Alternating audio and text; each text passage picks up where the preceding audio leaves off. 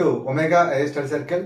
తెలంగాణ రాష్ట్ర ప్రభుత్వం రాష్ట్ర పబ్లిక్ సర్వీస్ కమిషన్ టీఎస్పీఎస్సీని union public service commission UPSC తరహాలో ఒక పటిష్టమైన వ్యవస్థగా మార్చాలని నిర్ణయించారు.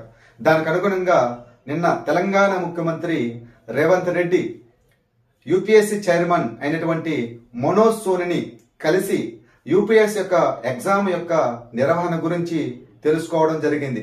అదేవిధంగా ఎప్పటికప్పుడు యూపీఎస్సీ నిర్వహిస్తున్నటువంటి ఎప్పటికప్పుడు నోటిఫికేషన్లు విడుదల చేయడం, అదేవిధంగా నిర్దిష్ట కాల పరిమితిలోగా ఎగ్జాములు నిర్వహించడం, అదేవిధంగా ఇంటర్వ్యూలను నిర్వహించడం, అది కూడా పారదర్శకంగా నిర్వహించడం చాలా గొప్ప విషయం అని యూపీఎస్సీ చైర్పర్సన్ అయినటువంటి మనోజ్ సోనిని ప్రశంసించడం, అదేవిధంగా యూపీఎస్సీ యొక్క ఎగ్జామ్ ప్యాటర్న్ గురించి ప్రశంసించడం జరిగింది.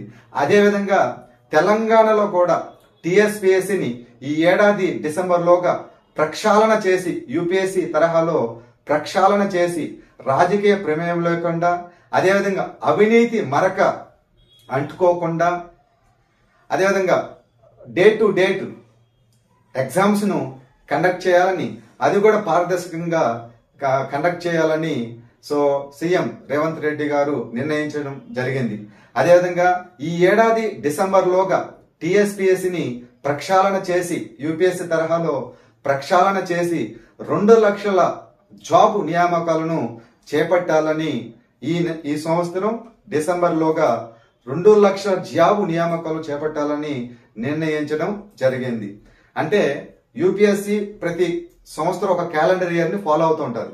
అదే స్టాండర్డ్ లో ఫాలో అప్ చేయాలని టీఎస్పీఎస్సీని కూడా అదేవిధంగా ప్రక్షాళన చేసి ఒక జాబ్ క్యాలెండర్ ని చేపట్టి నిర్వహించాలని సీఎం రేవంత్ రెడ్డి గారు నిర్ణయించడం జరిగింది.